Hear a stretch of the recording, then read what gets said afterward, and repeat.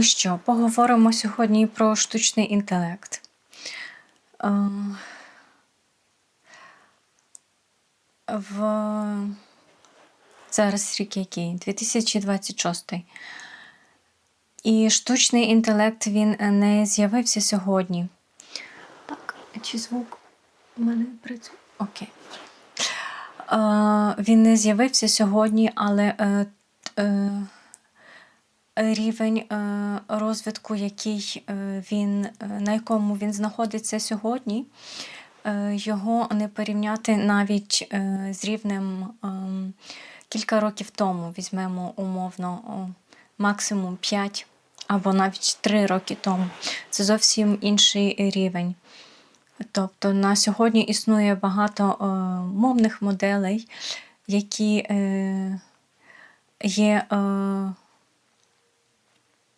мають базовий рівень, яких є користування безкоштовним для мільйонів людей по всьому світу.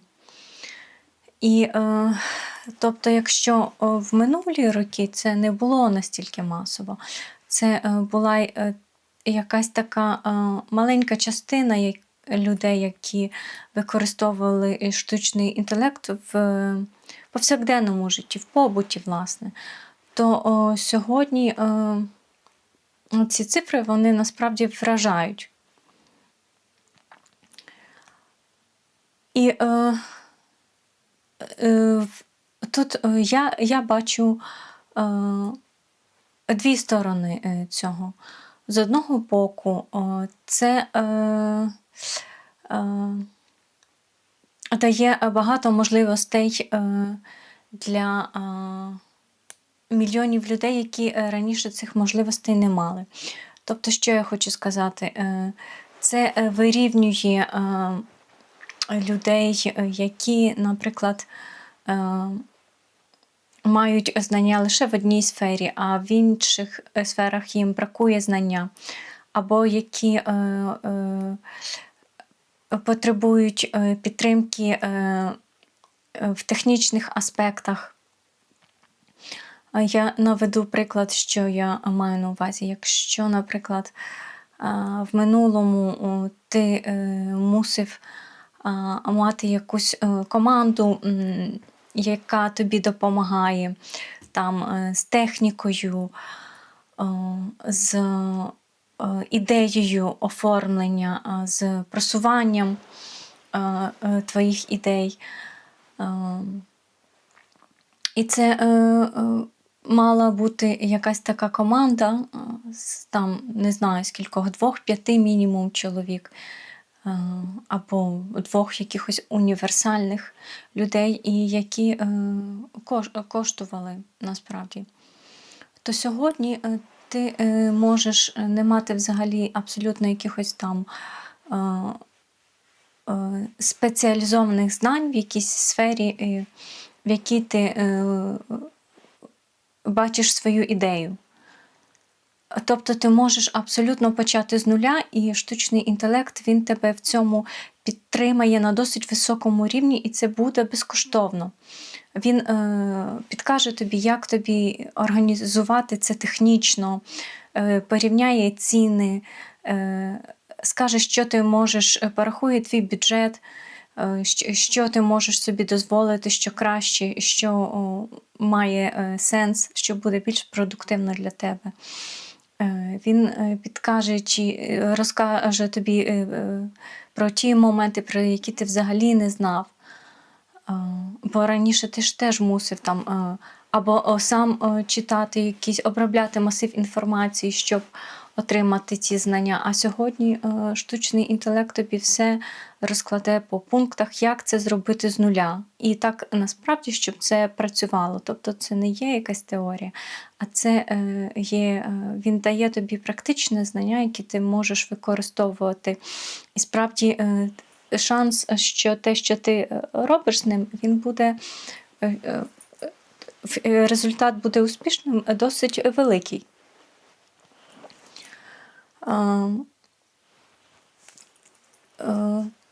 Тобто сьогодні людина, а навіть з маленьким бюджетом, незалежно від її професії, незалежно навіть від її віку, від її фізичних можливостей, штучним інтелектом вона може втілити свої ідеї.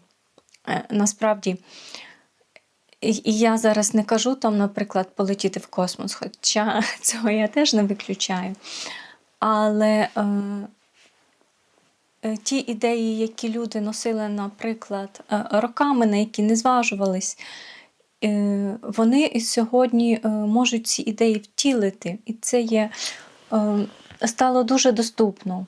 Навіть, наприклад, якщо я роблю якусь аудіоісторію, я можу її просто записати як аудіо. І людина це може слухати, там щось готувати собі і слухати, а може дивитись на картинки, які змінюються протягом цієї аудіоісторії, які згенерував штучний інтелект для мене. Тобто ти можеш сьогодні згенерувати, скажімо, 100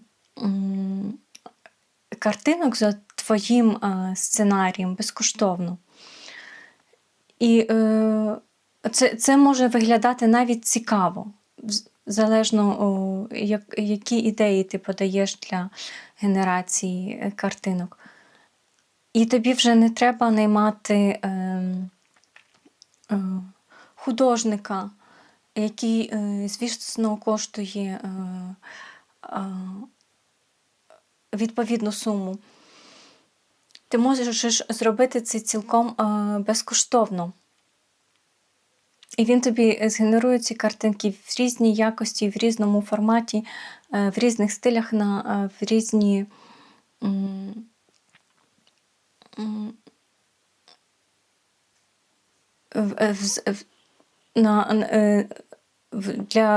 він може втілити будь-які твої ідеї.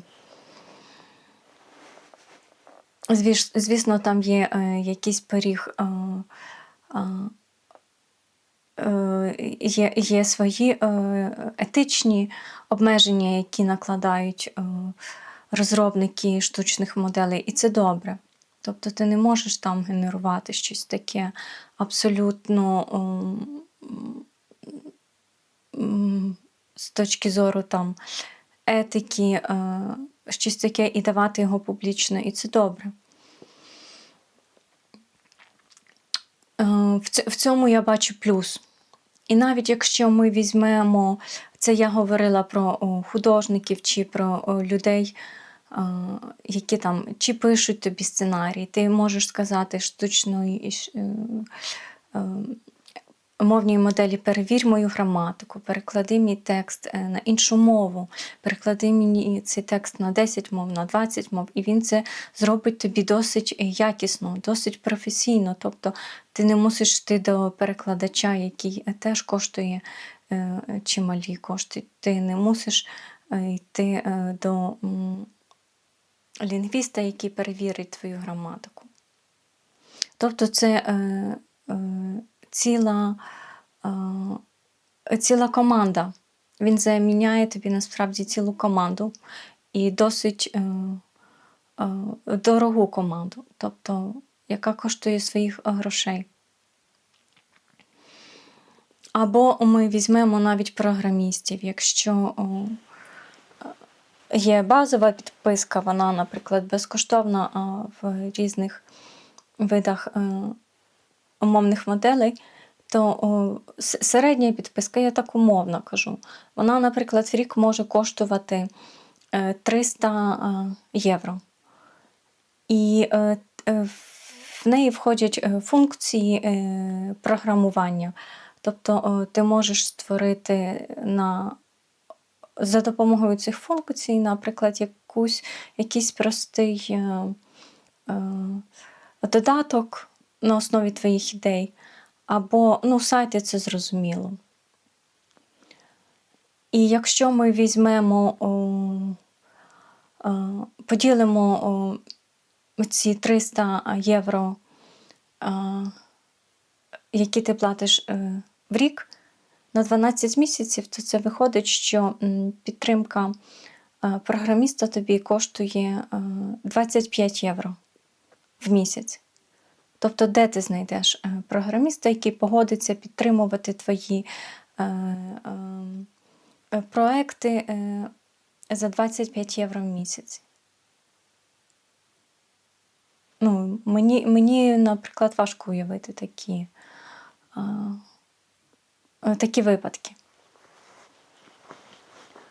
В цьому я бачу плюс, що будь-яка людина сьогодні з нуля може проконсультуватися з штучним інтелектом, і він тобі розкаже, допоможе технічно, пройде з тобою всі етапи, як би це могло бути, скільки це тобі буде коштувати, щоб ти недаремно інвестував свій час, кошти, зусилля фізичні, ментальні. В цьому є великий плюс, бо багато людей, власне, можуть реалізувати себе. Це один аспект. Другий аспект. Штучний інтелект, агенти штучного інтелекту, вони коштують дорожче, вони вже не є безкоштовними. І вони можуть допомогти тобі створити свій середній бізнес, скажімо так. Ти платиш конкретну суму в місяць, і штучний інтелект створює, наприклад, за тебе сайти, генерує повністю на них контент, завантажує, ти просто платиш за підписку і отримуєш кошти. І тому в цей 2026 рік ми бачимо, тепер ми починаємо бачити цей масштаб, що насправді штучний інтелект може створити контент набагато. Ти вже не це зовсім інший рівень. Тобто результат в кінці, створений штучним інтелектом, візуальний, наприклад, аудіальний, або сама ідея, вона може в рази якісно поступатися людині. Тобто, якщо ти хочеш мати якийсь середній або професійний, якийсь там вищий рівень, ти мусиш, насправді, планка вже піднята дуже високо. І ці агенти штучного інтелекту, вони ж працюють 24 години на 7 нон-стоп. Чи ти зможеш так само, не використовуючи штучний інтелект, а сам як людина, утримуватись на цьому рівні? Звісно, ні, ти не зможеш. І технічно в першу чергу, ми бачимо, що 4К, алгоритми роблять 4К таким новим рівнем, який є пріоритетним. І все, що нижче 4К, це вже воно стає в чергу на конкуренцію. Тобто, якщо ти знімаєш, як ти, наприклад, смажиш яєчню в 4К, або в інший контент в нижчій якості, то алгоритм, він в першу чергу буде просувати твою яєчню в 4К. І тут я не хочу образити нікого чи знецінити такий контент, я просто навожу приклад. Тобто, насправді, смажити яєчню можна ж подати з різних боків, і це може бути так само цікаво. Тобто я не хочу знецінити такі ідеї таких відео.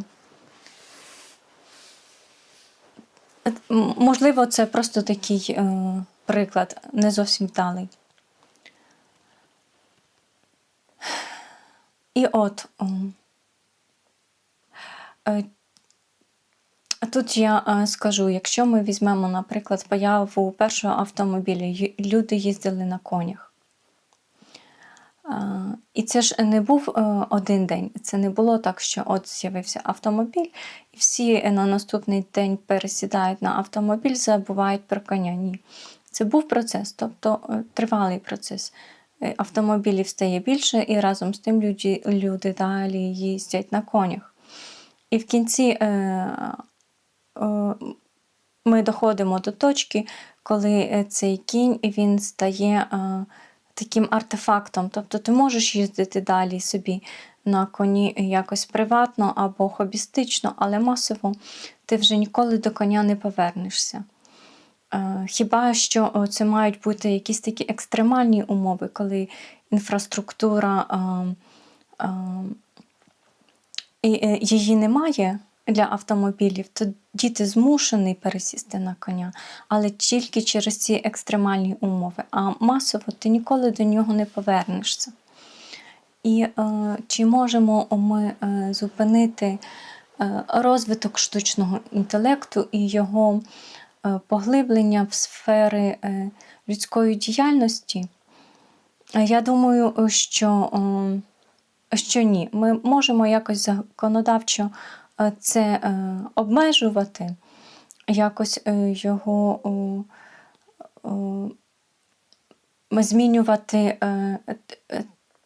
змінювати темп його розвитку, штучно гальмувати, це я хотіла сказати. Але в кінці ти цього не зупиниш. І в контексті нам говорять, що, наприклад, треба дивитися на появу штучного інтелекту в житті людей відкрито. Тобто є якась частина професії, яка зникне, але з'являться нові. І, в принципі, це так є, бо так і було в попередні століття, що одні професії відходять, з'являються нові.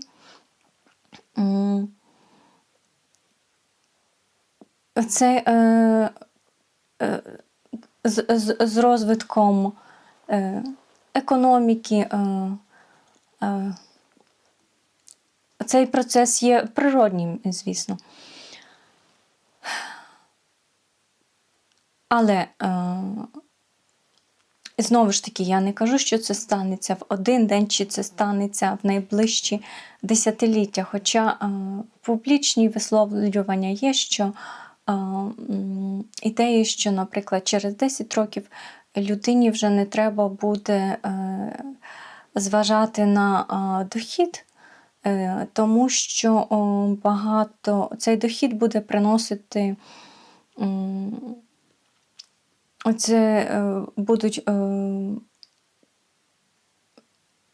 цей дохід буде здійснюватись через штучний інтелект, тобто роботизацію в таких глобальних масштабах. І це, кажуть, прогнози там, поодинокі висловлювання там, через 10 років. Це, звісно, тема для дискусії, але сам напрямок, куди воно йде, в принципі, він зрозумілий. Чи це станеться через 10 років, тут можна дискутувати, звісно. І чи це станеться через 20 років, чи через 50 років, це теж таке запитання. Але якщо ми візьмемо, це так само, як з конем. Тобто кінь не зник в один день. Перехід від коня до автомобіля, він тривав. І так само ми зараз що бачимо, що професії зникають, наприклад, вони ще існують, але вже штучний інтелект може робити це набагато нічим не гірше, а швидше, якісніше і безкоштовно. З'являться нові професії. Тобто ми будемо спостерігати, що одні професії відходять, нові з'являються. Але якщо ми подивимось на цей масштаб, навіть не в десятиліттях, а навіть в століттях, коли ми візьмемо цей період, в якому ми знаходимося, і кінцеву точку. Тобто, на мою думку, кінцевий результат буде такий, що штучний інтелект і роботизація, знову ж таки, я говорю тепер вже в століттях, не в десятиліттях, не в днях, не в роках, а в століттях. Буде результат такий, що цю всю можливу працю візьме на себе, знову ж таки, буде її робити вже не людина. Тобто людина може це робити в кінці хобістично. Ти можеш, наприклад, ліпити пельмені, зібратися з друзями, вас 10, ви ліпите пельмені. Хоча ти знаєш, що швидше їх купити вже готовими, і вони коштують набагато дешевше, і ти економиш свій час. Це вже ліпити їх, сидіти немає сенсу. І так само з всім. Це був такий просто приклад, це можна перевести буде в будь-яку площину, на будь-яку професію. В кінцевому результаті. І що тоді виходить?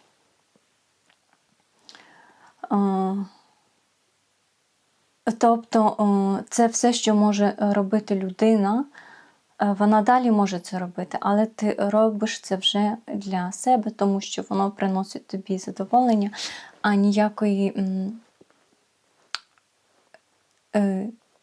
цінності вже для суспільства воно не має. Як такого. Тобто ти вже на цьому не заробляєш, бо штучний інтелект робить це вже набагато, ти вже не можеш з ним конкурувати.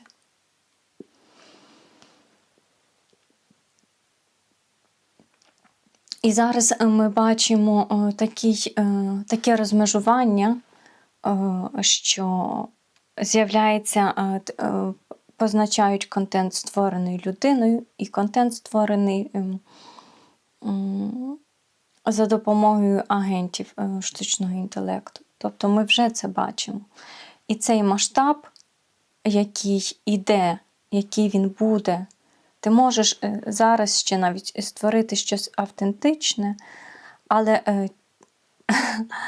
але в цьому морі, який нагенерує штучний інтелект цього контенту, твій автентичний, він може вже навіть не дійти ніколи. Це буде така крапля, яка просто загубиться в цьому морі. Я тут, власне, говорю про масштаб. Про масштаб, з чим ти конкуруєш взагалі.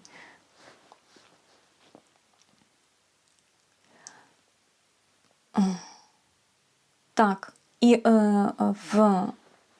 в процесі, коли ти це не робиш хобістично, наприклад, не робиш там для себе, а робиш це професійно, ти мусиш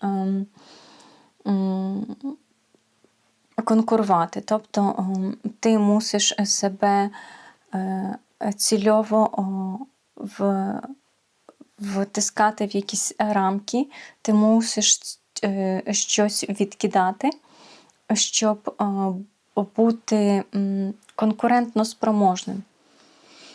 Тобто це має бути якась конкретна форма, в якійсь конкретній якості якогось конкретного змісту. Це не може бути щось таке загальне. Тому що штучний інтелект, він створює щось, цільово він обробляє ці дані. Конкретно, якщо він щось робить, то воно потрапляє до конкретного споживача. В конкретній формі, яка подобається. Тобто в процесі конкуренції штучним інтелектом, що поки в нас є ці професії, де людина ще задіяна, ці її аспекти, вони кожного разу все більше відходять. Ці такі аспекти людськості, як це назвати. Тобто вони відсуваються.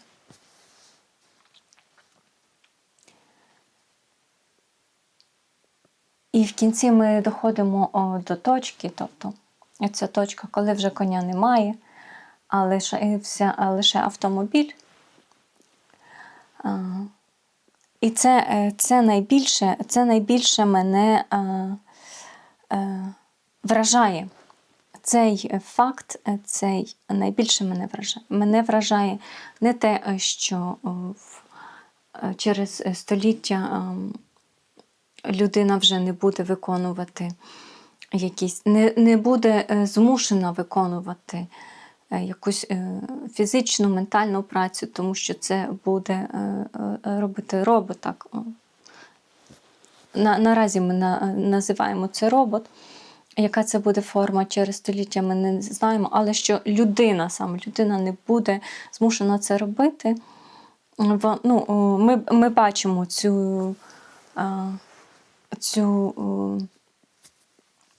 цей розвиток.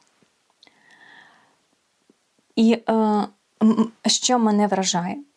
Ми говорили на цю тему, знову ж таки, штучним інтелектом. Так? І він каже, що коли ти доходиш до цієї точки, коли вже всі професії людські вони вичерпані, тобто людина може це робити, але сенсу економічного це вже немає, що лишається людині? Тобто людина не мусить працювати, вона має вільний час для себе, ресурси, тобто вона вільна робити все, що вона хоче. Хочеш їсть на коню, хочеш ліпи пельмені, хочеш програмуй. Хоча це все з точки зору економічної вже не має сенсу. Ти робиш це для себе, тому що воно приносить тобі задоволення. І в процесі, коли ми доходимо до цієї точки, виходить, що ці всі людські амбіції, ти їх відділяєш для того, щоб залишаєш позаду, щоб конкурувати з машиною. І коли ми знаходимося в кінці, тоді це найцікавіше. Добре, на чому ми зупинились? Поки хочу зробити такий короткий відступ. В мене є така чашка. Це моя улюблена чашка. Такий тигрик. І, до речі, я йшла по вулиці і її побачила, цю чашку цього тигра. І думаю, ну ясно, це буде моя чашка, я її куплю. І, до речі, це моя, от такий парадокс людини, це улюблена чашка, але я з неї не п'ю, так? Ну чого ж ти з неї не п'єш? А чого я з неї не п'ю? Того, що я п'ю зазвичай чай або каву з молоком, і вона всередині рельєфна, там такі форми, тобто ти мусиш її, якщо там залишиться якесь молоко всередині, і ти його не вимиєш, то буде неприємно пити наступного разу якийсь напій. І не можна її мити в посудомийній машині, її можна тільки мити ось руками. А руками я її не буду мити. І того вона в мене ось так ось для краси. Це я її оцифрую зараз, поки вона ще є, поки ще вона не ушкоджена. Такі вушка ще тут з кіточками. І так от. Але з книжками в мене по-іншому. Книжки, якщо я купую, то я читаю. Тобто, такий парадокс людини. Окей, ми говорили про штучний інтелект і що мене найбільше вражає. Тобто, якщо людство піде по цьому сценарію, де машина в кінці керує людством, то що мене найбільше дивує? Мене не дивує те, що машина, згідно цього сценарія, буде керувати людиною. Ні, не це мене дивує. А що? І, власне, це була в нас дискусія з штучним інтелектом. І знову ж таки, короткий вступ. Людина ж вона сама по собі, вона амбітна, вона хоче досягати цілей, вона хоче йти вперед, вона хоче відкривати, вона хоче досягати, вона хоче розвитку. Тобто в ній дуже багато емоцій. Така ціла палітра. І коли вона доходить до цього, дійде згідно цього сценарію, до цього пункту, де машина робить все, а людина може робити теж, тільки це вже буде її хобістичний вибір, тобто якоїсь доданої вартості це не буде мати. Тоді виходить, що вона або робить це хобістично, тобто це клуб за інтересами, люди збираються і роблять це, того, що це їм приємно.